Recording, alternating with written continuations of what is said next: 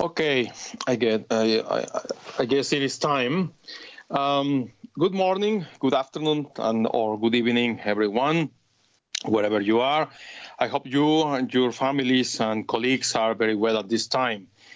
Thanks for attending this panel, Real-Time Data Collection Systems for Agile Policymaking and Foresight to Prevent Trafficking of COVID-19, related falsified vaccines and other medical products here at the United Nations World Data Forum 2021.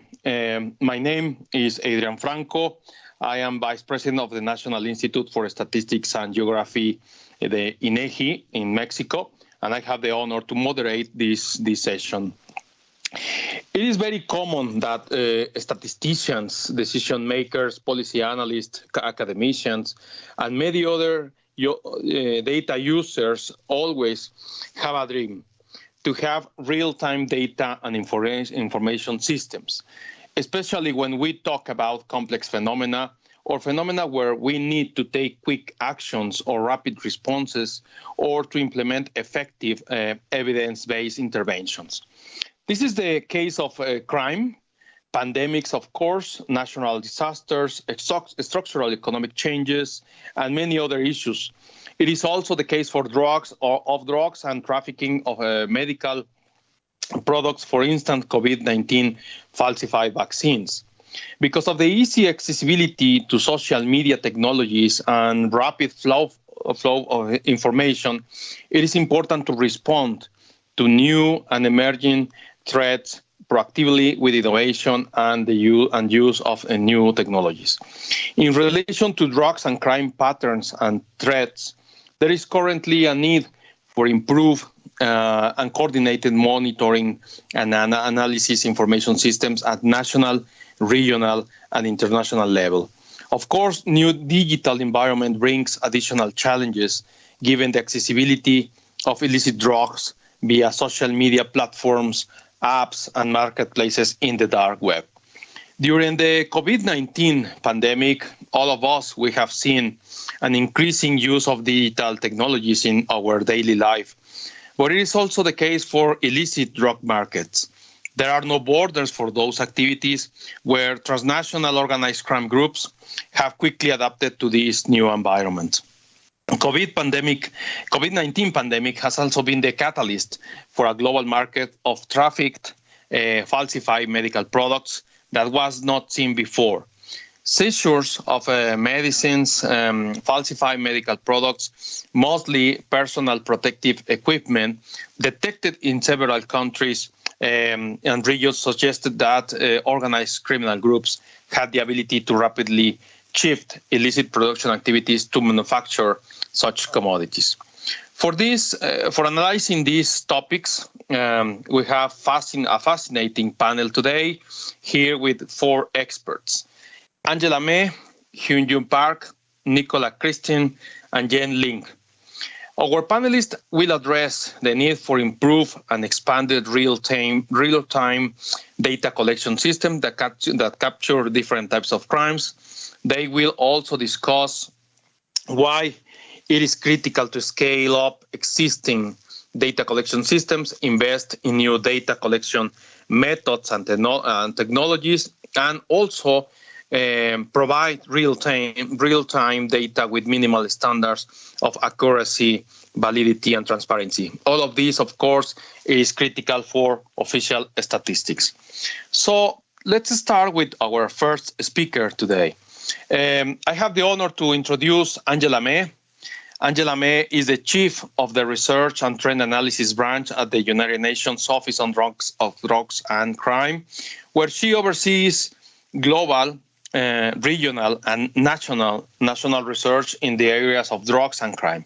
She is responsible for global reference research publication as the World Drug Report, the Global Report on Trafficking in Persons, the Global Study on Homicide, and the World Wildlife Crime Report. She has been working in the United Nations since 1995 and also helping to several countries in order to improve their statistical and analysis system. Angela holds a PhD in statistics from the University of Padua in Italy. The presentation of Angela is entitled "The Importance of Big Data to Understand and Analyze Crime Threats Related to COVID-19." Welcome, dear Angela. The floor is yours. Here goes. Thank you, Adrian. Thank you very much, and nice to see you virtually on the other side of the world. Good morning to you and to everyone from the vibrant World Data Forum here in Bern. And welcome to join you, and thank you for joining us, for all of you around the world. So I don't know if, okay, you see, but I don't see the presentation. Okay, so as Adrian said, and we all experienced it, all of a sudden at the beginning of 2020, we were all confronted with a new reality that we really didn't know how to address it. And from us that work on crime and drugs issue, the big question that we started to have from all around us is how is criminal groups adapting to the COVID, and in particular, we also how crime adapted very quickly in terms of taking advantage of the pandemic, and then to start trafficking and falsify medicines and falsify medical equipment. So we wanted to understand, is this anecdotal evidence? Is this how criminal groups really adapting and so quickly?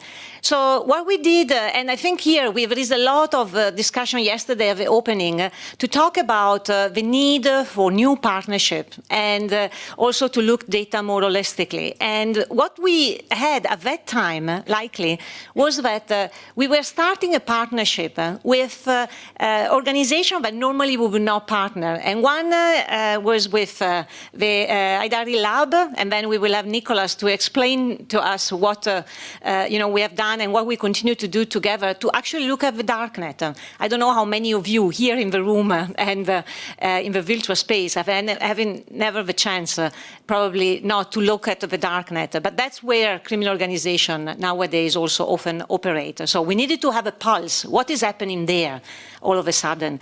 But also what is happening in general on the open space, because we know that criminal groups do not only operate in the darknet, and darknet in a way remains a small space compared to the big criminal activities.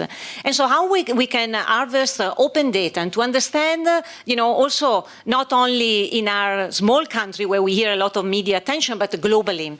And again, we were working and starting a partnership with the Joint Research Center, and our moderator for the questions, Jens, I hope that he also can tell us a bit more, because that's what helped us was to harvest data from open source.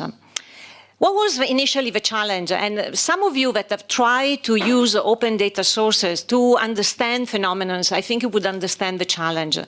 And so basically what we have open there, we have a lot of information that is unstructured.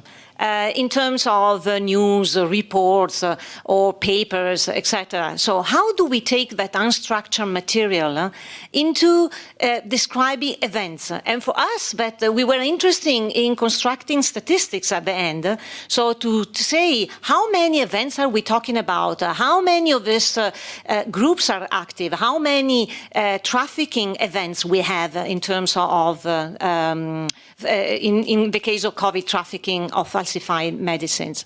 And so that is the big challenge where we need the machine, where we need really the competence of transforming this unstructured data into structured data that at the end we can digest, because we are human beings. And so we need something that can tell us in a nutshell what is happening.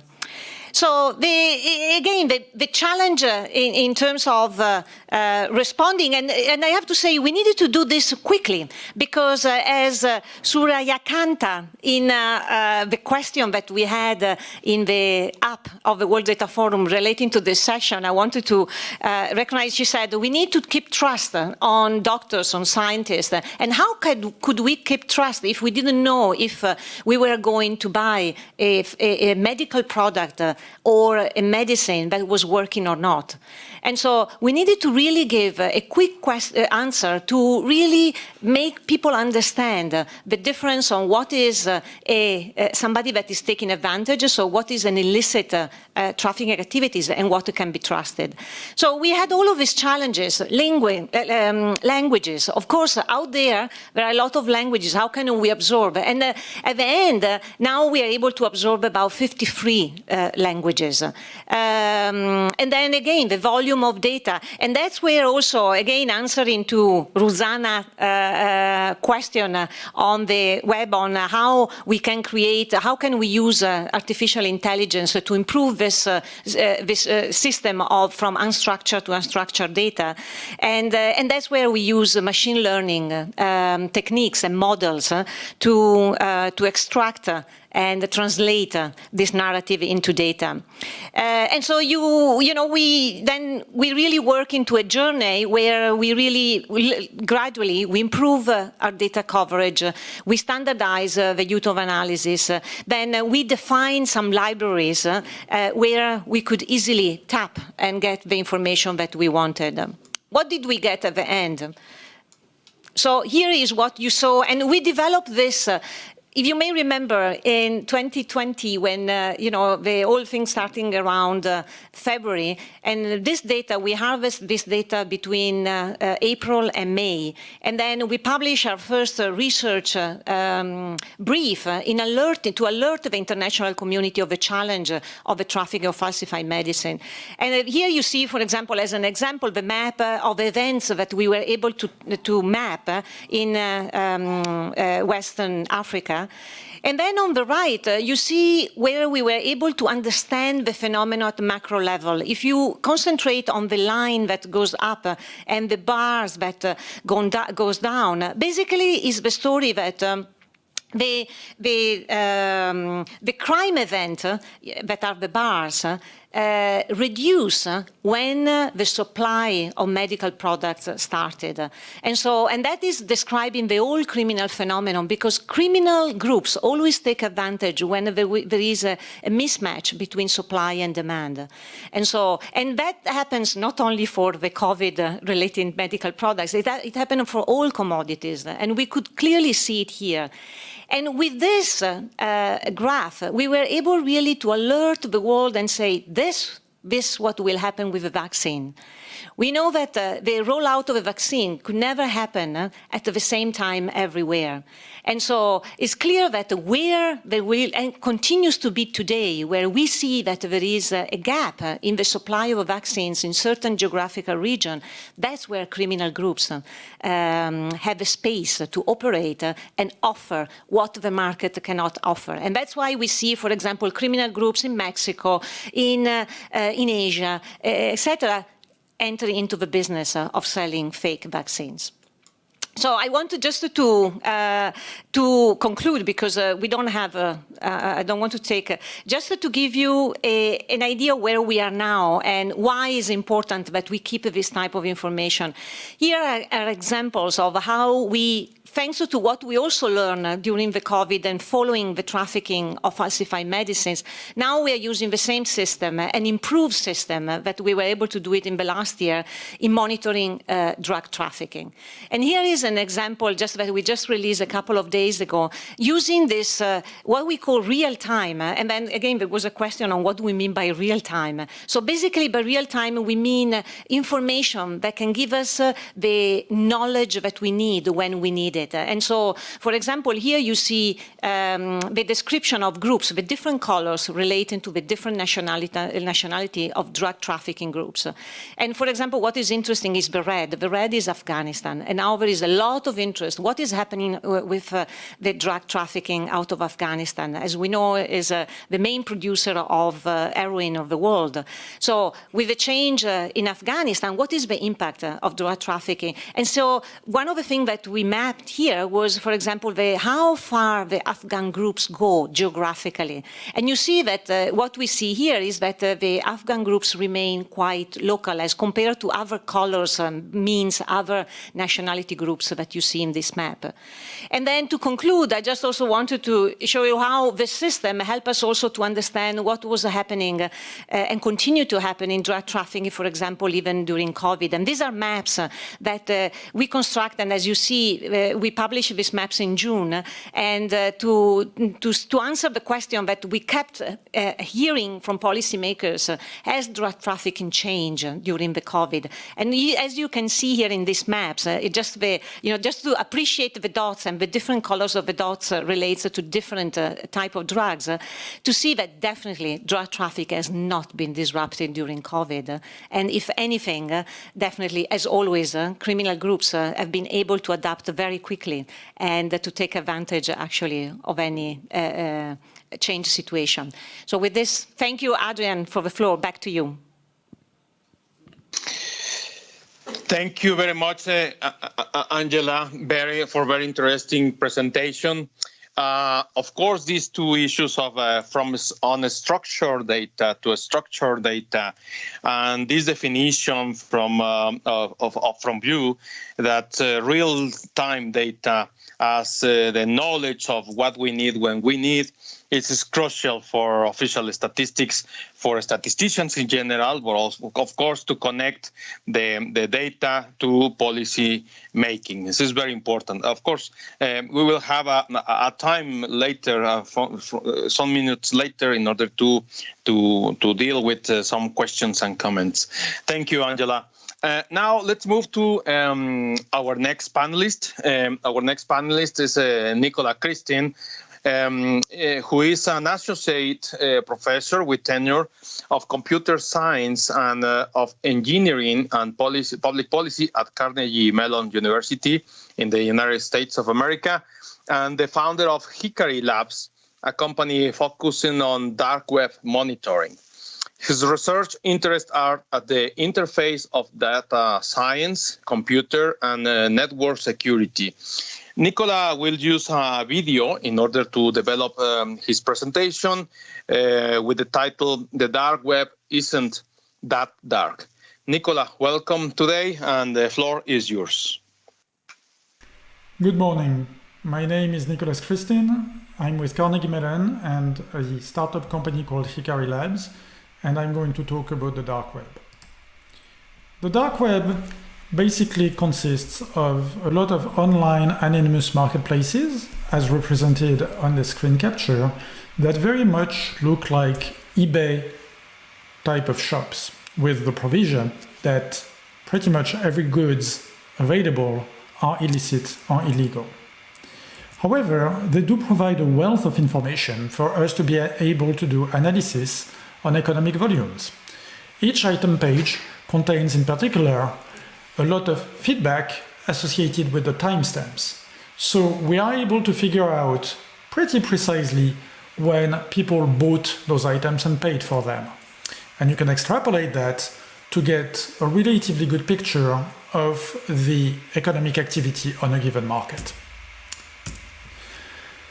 The dark web really isn't that dark. Those marketplaces cater to as many people as possible. Their objective is to make money and to introduce customers to potential sellers. In this ecosystem, vendor reputation is really the name of the game. Much like on eBay, much like on Amazon Marketplace, it's not because those goods are illegal that the economic properties change. Far from it. So, if we're able to capture those markets continuously, and do the type of analysis I referred to in the previous slide, we should be able to get a very, very good idea of what the ecosystem looks like.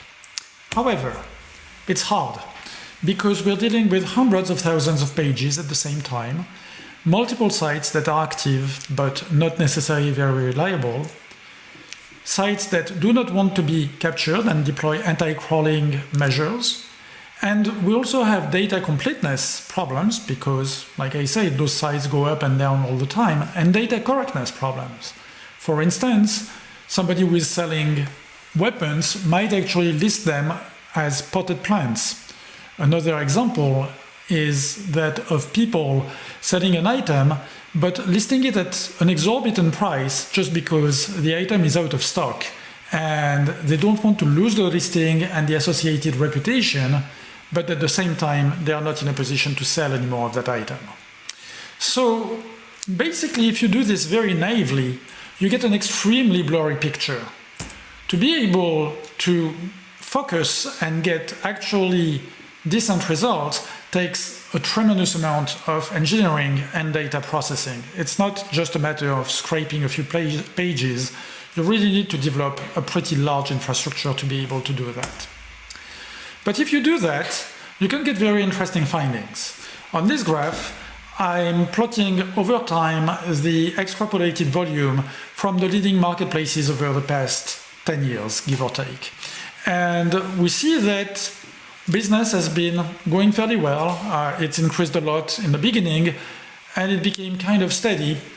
And this, despite multiple police operations, multiple scams from marketplaces that exited with a lot of their customers' money, basically the ecosystem is resilient and has weathered most of the storms it's been presented with. Another thing that we found is that if you plot the fraction of items in a given category over time, it's pretty invariant, and recreational drugs, cannabis, stimulants, psychedelics, represent about 2/3 of all sales. Likewise, if you plot a CDF of the vendors on all markets as a function of their revenue, what this graph shows is that the average vendor makes only about $300 to $400, but the top 1% make close or above $1 million.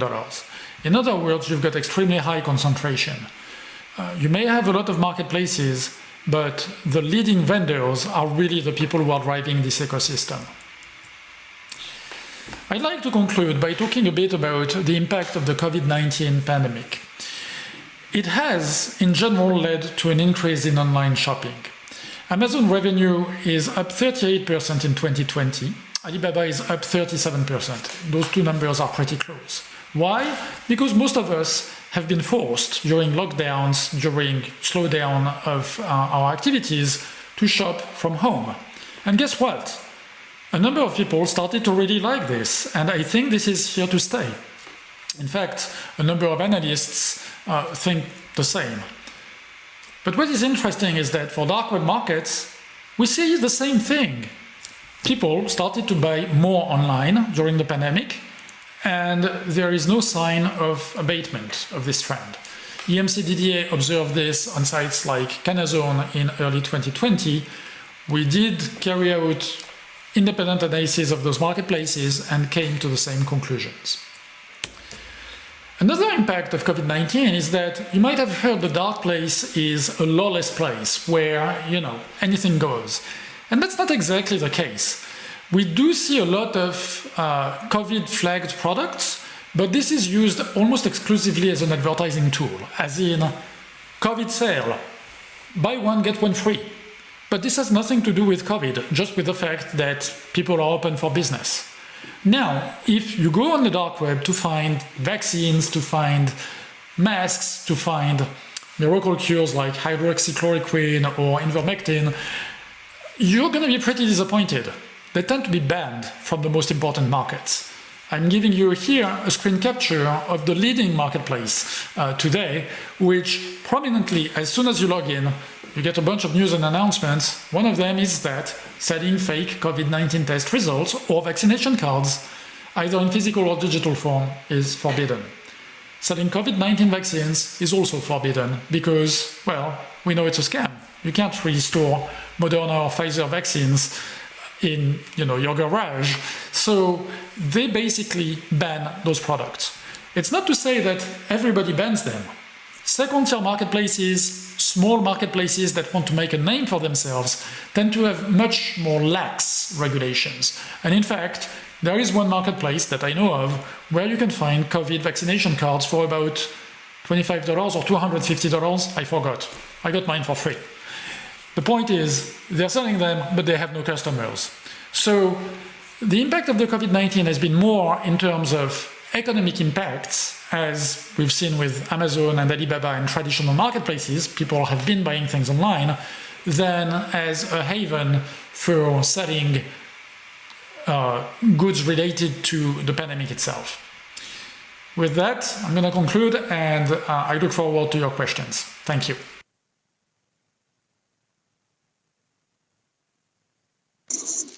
Thank you very much, Nicola, for this very interesting intervention and presentation. Of course, dark web is now part of the criminal markets, and also it is part of the data ecosystem. That's why this is important to have in mind how to deal with dark web and the data that it produces. Well, we'll come back surely to later in the questions and answers part. Thank you, Nicola. Now let's move to the other part of the other side of our world, to Korea, with our next panelist. She is Ms. Hyun-Jong Park. Is the National Program Officer and the Coordinator of the Center of Excellence for Statistics on Crime and Criminal Justice in Asia and the Pacific. Prior to her appointment, Ms. Park was Deputy Director at the Statistics Korea, KOSTAT, where she oversaw methodological research and conducted economic, labor, and social surveys. Ms. Park has a PhD in statistics from Sungam National University in Republic of Korea. The presentation of Ms. Park is entitled Alternative Data Production in the Digital Society. Welcome, Ms. Park. The floor is yours. Thank you. Thank you, Adrian. My name is Hyun-Jong Park, Coordinator of UNODC-STAT Center of Excellence. The major talking point is in our society today are digital transformation and pandemic. Due to the COVID-19,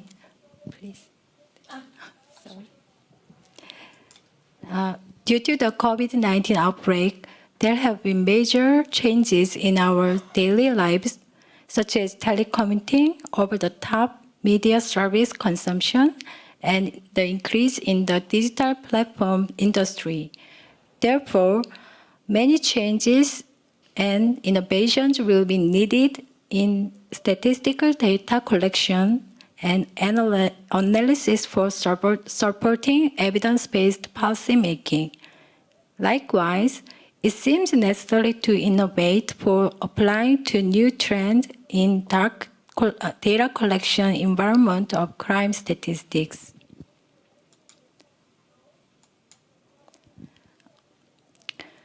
The biggest challenge of current data collection is that due to social distancing, data collection mode is inevitably expanding to non-face-to-face mode, such as mobile and web-based method. Also, we need to examine how well we can measure pandemic-triggered racial hatred, domestic violence, and cybercrime. As you all may know, face-to-face survey has weak flexibility and limited timeliness to changes in external environment, so it is necessary to consider applying it to multi-mode that can respond to changes in the survey environment by utilizing technical innovations. I would like to introduce an example that shows a system that can make statistical data collection more responsive statistical system in the future. Recently, Statistics Korea is building two new statistical system, so-called K-Statistics system. It is a cloud-based, real-time, future-oriented data collection system that safely connects and analyzes scattered public data or big data with the latest encryption techniques such as homomorphic encryption. It is a new concept of national statistics system that stores its data safely like ice cubes and securely links and analyze them with the latest password technique only when necessary. This system uses the hub and spoke model, that is the National Statistical Register, such as population, household register, statistical register, and business register as hub. For example, to produce pension statistics, the system uses spokes such as an occupational pension, an old age pension, and a housing pension to safely connect and use them only when necessary. If each data is expanded to private data or other fields, economies of scope and economies of scale are realized for the corresponding spokes, thereby maximizing the value of data utilization.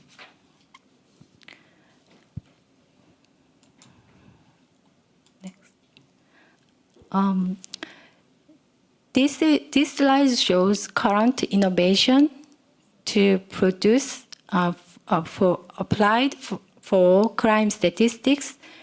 If the pandemic situation is prolonged, the data collection of victimization survey and corruption survey may be more challenging as well as other surveys.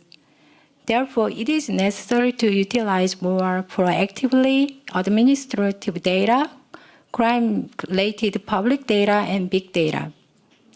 Then it will be possible using a digital data collection method that can capture even a little of the dark figure while reducing the burden of response. Currently, the Korea National Police Agency's smart policing platform and crime prediction program could be used as spokes for collecting real-time data on advanced future crime statistics in line with accelerating technological innovation. The smart policing platform uses AI technology to build document data on site as real-time information database and a pre-crime analysis system to predict the likelihood of future crime risk.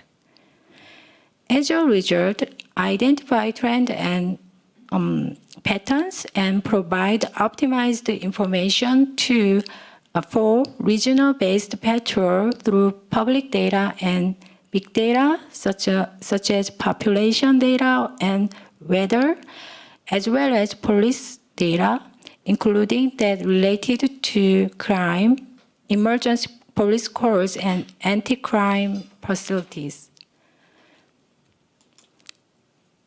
The table shown in the slide is a conceptual table of the big data-based crime response platform developed by the KNPA as a national research and development. Police's crime-related data is based on crime report written by the officers when they close the investigation.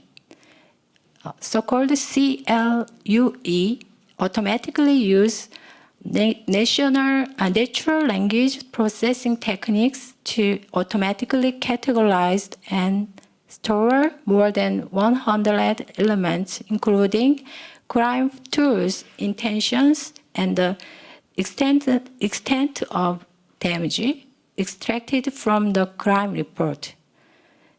The engine CLUE is expected to provide CLUE clues to the investigation and predict future crime patterns by quickly analyzing various detailed conditions and vast amounts of crime data. The Center of Excellence plans to continue technical support and research activities to improve crime statistics in Asia and the Pacific region and share innovative cases for data collection and system construction in the future so that they can be used in the Asia and the Pacific region. If Korea's innovative system is successful early, it can be provided as a solution that safely links scattered data with the latest encryption technology. Thank you. Thank you very much, Ms. Park. Of course, the digital environment is now regulating the life of data and statistics production. We are very sure, statisticians, we are always dealing with this, and mainly after all this lockdown and the excessive use of technology. And also, one very important point, I think, is that we have to invest in new data collection methods and technology, including predictive analysis. Thank you very much. And finally, I'm glad to introduce Jens Link, who is going to act as discussant for this session. And he will also lead the questions and answer interaction. Jens Link has worked as a scientific officer at the Joint Research Center of the European Commission since 2005.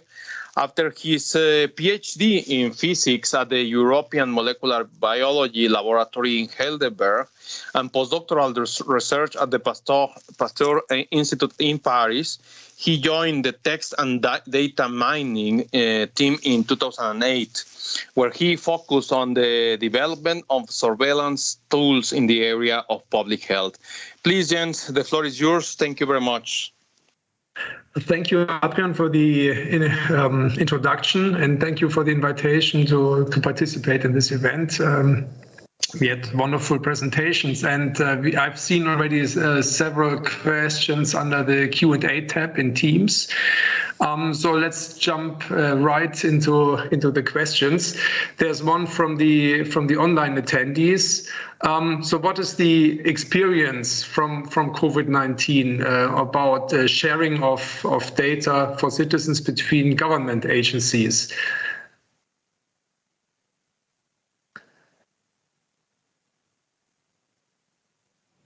Okay, I can. Do we have? Yes, I can. Yes, please. Hi, Jens, Angela. I think the experience has been mixed because different agencies have also, I mean, one of the obstacles is that different agencies have different framework for privacy. And so, for example, during COVID, I've seen that in certain cases, national statistical offices could not have access to records, health records, to do maybe analysis to understand, relationship, or to understand if geographically there were regions that were particularly affected or not. And this is mainly because of the privacy issue. And so if we have learned something is also the need for standardizing and, this kind of data sharing frameworks that are based on common understanding of confidentiality and privacy. Thank you, Angela. Maybe I can add from my experience, it's not only the privacy for us at the European Commission, it's also the copyright. So, for example, when we retrieve copyrighted material from the internet, we cannot pass it on. So, for example, the full text of a news item that we retrieve. Any other comments from the panelists? No. Then let's move on to the second question. So what we've seen during the pandemic is that the trafficking in falsified medical products has both health and security related implications. So, for example, when people buy a falsified COVID-19 vaccine. So the question is, how could real-time data collection systems capture both of these dimensions, health and security? I don't know, I'm looking at Nicolas if he wants to try. I mean, from the darknet, but if Nicolas doesn't want, I can jump in. Nicolas, do you have an answer to that?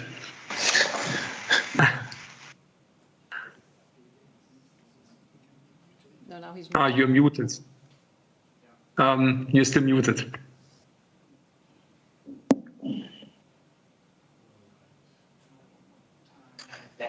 No, we can't hear you. Yes, now. Okay, there's a big delay in what I see on my screen. Now it says I'm muted. So I think that there's two different things to keep in mind. There's the data collection part itself, which tells you what is available, and then there's the data quality in terms of the actual goods. And for that, you need to have the ability to actually order some of those products, to send them to the lab to test them. And it's a little bit harder to do, right? I mean, at a large scale, you cannot just go and order data from everybody. If you're a private entity, you definitely cannot do that because you would be breaking some laws by doing those deliveries. If you are, say, a law enforcement agency, you have the ability to do it, but in a limited manner. You cannot go and order tens and tens and tens of samples. So it's quite challenging, actually. And I think that what is really important is to first realize whether there is an actual problem for a certain domain. So that's why I was mentioning the fact that things like hydroxychloroquine, on those large marketplaces, you actually don't find them. So no need to actually worry about this. There's plenty to worry about already. But in general, I mean, the question is, you need to have this sort of funnel, right, to actually pinpoint where the real problems are so that then you can do more manual investigation, I would say. Mm-hmm. Thank you. Any other comments? Yeah, maybe I can add that from our media monitoring experience, you can look at certain aspects of such a data set. You can introduce keywords that are more related to or more to fraud economic impact as well. And we are really with a massive amount of data, so you get something like 8 use items, then you can build these subsets and you can get an idea how that affects for security. And you can also look for the impact on certain countries, for example. So by looking at countries that are mentioned in the text or by filtering for language. Good. Let's move to the next question here, the Q&A. To what extent and how can real-time data on detected falsified medical products, in particular falsified COVID-19 vaccines, help predict which regions are more likely to be affected? And how can policy take a more proactive approach instead of reactive? Maybe. Who wants to? Okay. I can again jump in. Well, that's the value of having this real-time information system. And I've shown, for example, the map of West Africa. And if we map today, we could clearly see that where we have instances where there is the trafficking of falsified vaccines is clearly where there is less supply of a vaccine. And so, again, it's important that we understand this supply and demand aspect so that we know where the criminal groups have much bigger space where they can operate.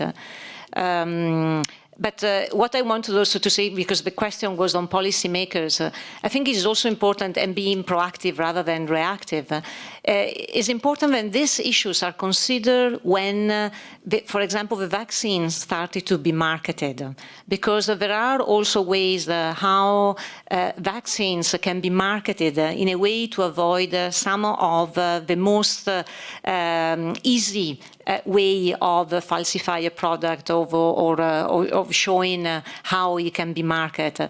And we have seen, and unfortunately, of course, the debate on producing the vaccine, rightly, there is a reason why, was very much focused on, to find a good vaccine and to distribute the vaccine as soon as possible. But very little has been really thought at that stage of how to actually do it in a way that can prevent giving space to criminal groups. Thank you. I saw that Yun Jung also wanted to comment. Yeah.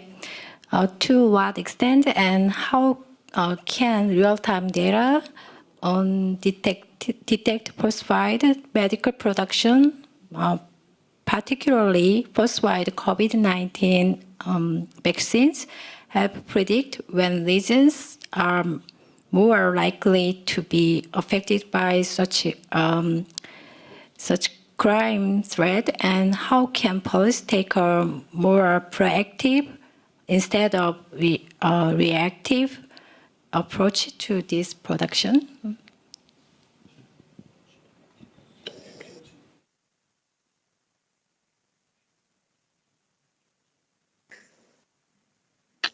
So who would like to add further comments? Can anybody in the room comment? I don't know if it would be. Yeah, I can't see the room. Yeah, indeed. Oh, no, I can see can't see any hands up. I can tell you from my experience on media monitoring, we are looking, for example, at falsified green pass documents. And again, here, when you look at media reports, we can look at country-by-country statistics. We can look at the distribution over time, over languages, for example. And so we get a feeling of how bad it is, for example, in the individual member states of the European Union. So here, coming back to your question, we are still reactive in a way. So we are looking at what is happening, and we are passing this on to the policy officers of the European Commission. So in a way, we are always reacting to something that journalists wrote about. Any other comments on this? Also from the room. Maybe it's time then to ask the room, are there any questions to the speakers? I see one hand up, first row. I just had just a second. My apologies. Matt from UNODC. I just had a brief question for Nicholas about trying to trace some of the data that's found on the dark web and whether there is data available at the disaggregated level for location to identify some of the transnational trends. And I noticed that was absent, but I think it'd be a particularly interesting answer that I'm sure you can provide to us, Nicholas. Thank you very much.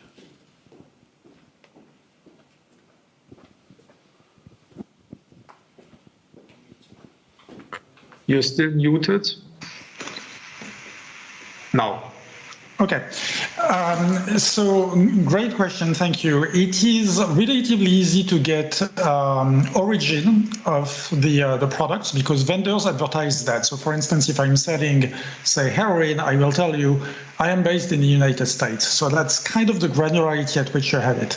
Knowing where the shipments go, on the other hand, is very hard because people tell you, I will ship to every country in the world except Italy and Sweden. right, for whatever reason.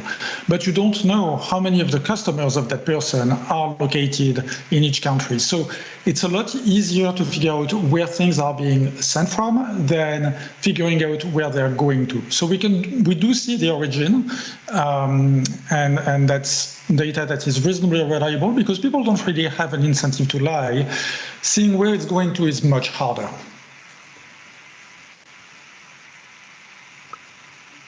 Thank you, Nicola.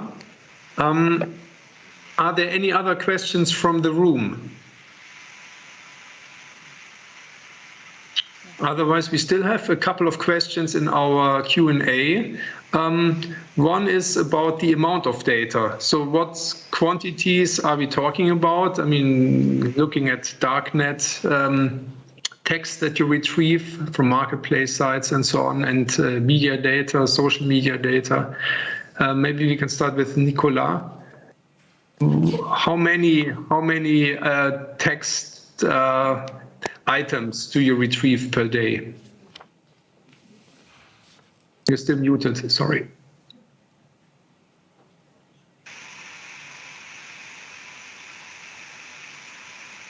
No. Okay. Yeah, if the moderator can mute me and unmute me, that's better because my interface has like 30-second delay. So per day, it's a little bit difficult to gauge, but total, I would say there's probably over 10 years in the order of 70,000 items that were sold on the dark web. And I would say probably about half of those actually have sales. So you see a bunch of items that are posted, but no one buys them, no one is interested. In terms of things that are producing some volumes of sales, we're talking probably about half that, maybe a little bit less. We do have reasonably good coverage of the items. We don't have necessarily perfect coverage of all the sales. So there may be a little bit more than that. But it's actually pretty active and pretty vibrant. The point that I want to make, though, very briefly, is that there are some items that sell a lot, and there are a minority of the items. You have kind of a zip curve, for those of you who are in statistics, where the most popular things sell really a lot. And then you have a very long tail of many items that don't sell very much. Yeah, that's very interesting. So 70,000 you mentioned, these are the, let's say, the total number. Yeah, again, for media monitoring, we are dealing with 300 to 400,000 items per day as an input. And during COVID-19, during the worst time, we had something like 220,000 items per day that we're talking about COVID-19 worldwide.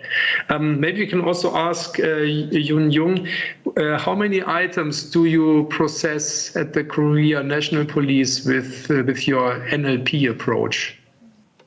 Do you have a rough number? I'm not sure, but according to their report, I remember more than 100 items. Yeah. Per day? Yeah. Oh, interesting. And these are mostly in Korean, I assume, or exclusively? Yeah, right. In... But Yen, can I say maybe what the police has are the events, so it's already digested. I think when you talk about item, are you talking about events or number of items, and then you need to digest and to process in order to extract the events? Because I think that is the most difficult. Absolutely. No, we are confusing with input, output, then let's say the human moderated part and the real signals that end up being investigated. Yeah. So my question was more about the input data, really. Nicola, you have your hand up. Yeah, I realized that I made a mistake. It's 70,000 vendors, give or take, with half of them active. In terms of items, I wanted to correct that because that's very different. We have about 1.3 million items that were sold in 10 years. Most of them are not COVID-related. In fact, very, very few are COVID-related. But what's interesting is that about only a quarter of that, 250,000, give or take, ever had sales. And the rest of the observation was true. I mean, it's really a zip curve. So like the top 1% is, dominating everything. But it's more, right? I mean, so you're talking about 238, 240,000 items with sales over 10 years. Still much smaller than what you see in the physical world, but... Yes. Very interesting. And asking about the multilinguality, I mean, is it mostly English or do you have a mix of languages here? So the largest marketplaces typically are English speaking. We do have Russian marketplaces that are pretty large as well. And there is also commerce in Chinese marketplaces. They tend to trade mostly in digital goods, so we're more talking about, online crime than traditional drugs and narcotics. For drugs and narcotics, I would say the main ones are in English, with a big one or a big one and a couple of others that are in Russian. Mm-hmm. Thank you. We still have 5 minutes. There's one question that also interests me a lot concerning accessibility of data. So you're looking at darknet sources. The United Nations are looking at media, social media. Then there are other sources, of course, notification data, reports, and so on. So the question is really what is available and how biased are we by looking at what is accessible? So, for example, we are looking at Twitter simply because we can get Twitter data.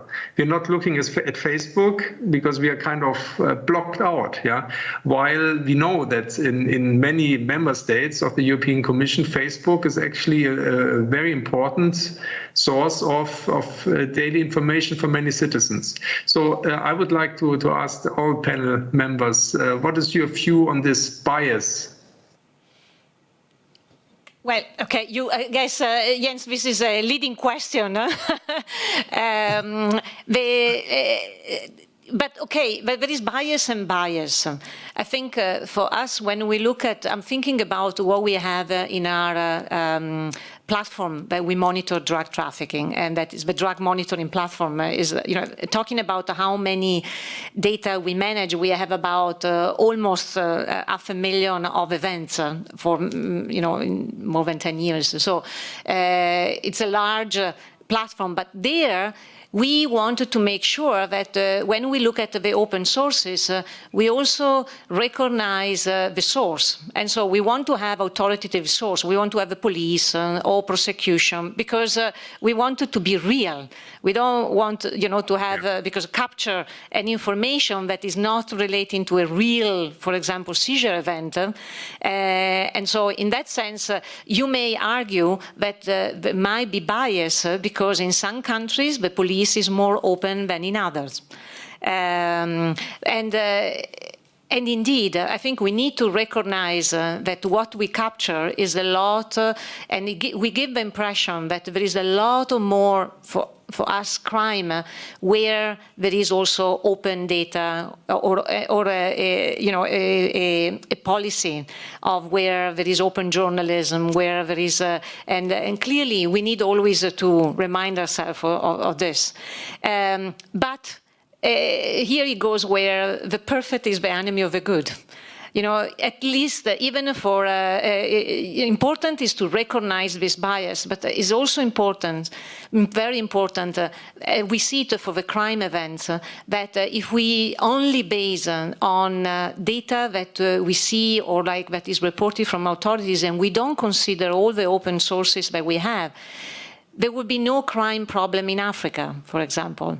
And in terms also of the trafficking, where actually is most acute, particularly on the trafficking of falsified medicine, that's where is the most acute problem. In the Western countries, I don't know, maybe not, in the audience is more diversified, I don't know, on the online.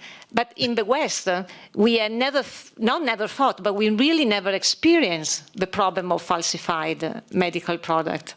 While in Africa, in Asia, this is really a chronic problem that is there for many years. So there is, I think we need to live, with some level of bias as long as we are transparent. Thank you, Angela. Nicola? Do you want to comment as well? Sure. I should be unmuted, hopefully. online, I think that the bias is toward the most successful people, because what you're doing is taking snapshots, right, of events that occur. And so if you, Jens, happen to be a very prominent vendor selling a lot, we will see you at some point in time. If, on the other hand, Adrian sells, one item every 2 months, we might be missing that. So there is kind of a bias toward more active actors. And of course, we cannot see any of the private transactions that happen between people. Indications tend to be that this is smaller, like private conversations that are taking place outside of the marketplace, although it's growing when the marketplaces go down. People kind of tend to burrow further underground and talk directly to their favorite seller. Yes, yeah. Thank you. Yeah, this is also in line with what we experience with media monitoring. We also need different methods. So you can cluster and find out the biggest events. So like the biggest sellers in your approach, but we are also interested in the early alerting signals. So sometimes we want to see really the needle in the haystack. So then we have to apply completely different approaches here. Okay, thank you so much. We have reached the allotted time. Unless there's any urgent last question, also from the audience. I think we need to close the session. So thank you for participating in the early session today. Thank you to all the presenters, and have a great start in the week. Over to Angela, I guess. Thank you, Jens. Bye. Thank you. Thank you, everyone. Thank you. Thank you. Bye. Thank you. Bye-bye.